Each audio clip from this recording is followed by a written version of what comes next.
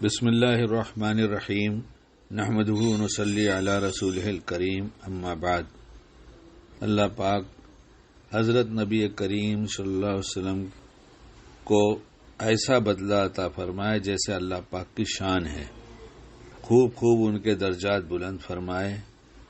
کتنا احسان کیا ہے امت پر کہ چھوٹی چھوٹی باتیں امت کو بتائی، بڑی تو بتایا ہی اور بڑی ہی نفع کی بات بتایا ہے، اور نقصان کی طرف جتنی چیزیں نقصان دینے والی ہیں اس سے بچنے کے لیے بھی بہت رہنمائی فرمایا ہے۔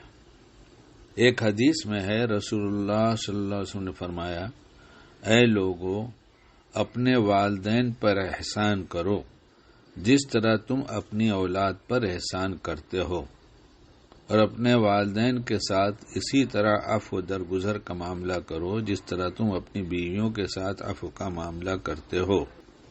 ہمارے بچے چھوٹے بڑے، بڑوں کا بڑا مطالبہ، چھوٹوں کا چھوٹا مطالبہ، اور کسی چھوٹی باتوں پر ایسی ضد ہوتی ہے، لیکن ہم اسے کسی نہ کسی طرح سے پورا کرتے ہیں، ان کا خیال رکھتے ہیں۔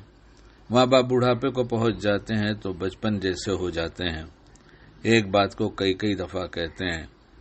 بچے کہتے ہیں تو ہم پیار سے سنتے ہیں، ماں باپ کہتے ہیں تو ہمیں برا لگنے لگتا ہے کہ ابھی تو سنایا تھا پھر وہی بات سنا رہے ہیں۔ ذرا ہم اپنے بچوں کے ساتھ جس طرح کا سلوک ان کی چھوٹی باتوں پر اور بڑی باتوں پر ہم کرتے ہیں، ہم بہت دھیان سے دیکھیں، بہت دھیان سے سوچیں ان باتوں کو۔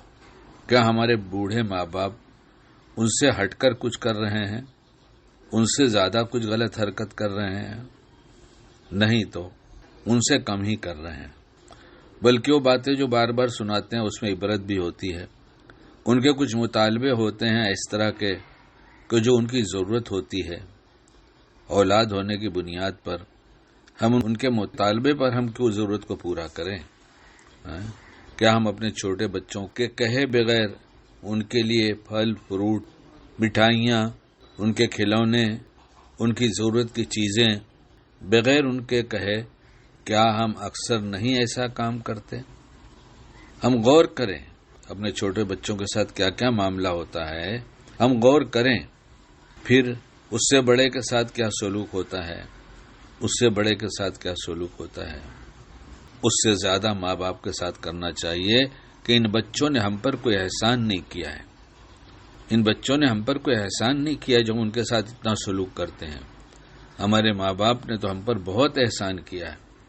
حضرت نبی کریم صلی اللہ علیہ وسلم کی حدیث کا مفہوم ہے، ارشاد فرمایا، اس کی ناک خاک آلودہ ہو، پھر اس کی ناک خاک آلودہ ہو، پھر اس کی ناک خاک آلودہ ہو۔ کسی نے پوچھا، کون یا رسول اللہ؟ آپ صلی اللہ علیہ وسلم نے فرمایا، جس شخص نے اپنے والدین کو یا ان میں سے کسی ایک کو بڑھاپے کی حالت میں پایا، پھر ان کی خدمت کر کے جنت میں داخل نہ ہو سکا۔ ایک صحابی نے دریافت کیا، یا رسول اللہ، لوگوں میں میری حسن صحبت کا کون زیادہ مستحق ہے؟ آپ نے فرمایا، تیری ماں۔ انہوں نے پوچھا، پھر کون؟ آپ نے فرمایا، تیری ماں۔ انہوں نے پوچھا، پھر کون؟ آپ نے فرمایا، تیری ماں۔ انہوں نے جب چوتھی دفعہ پوچھا، پھر کون؟ تو آپ نے فرمایا، تیرا باپ۔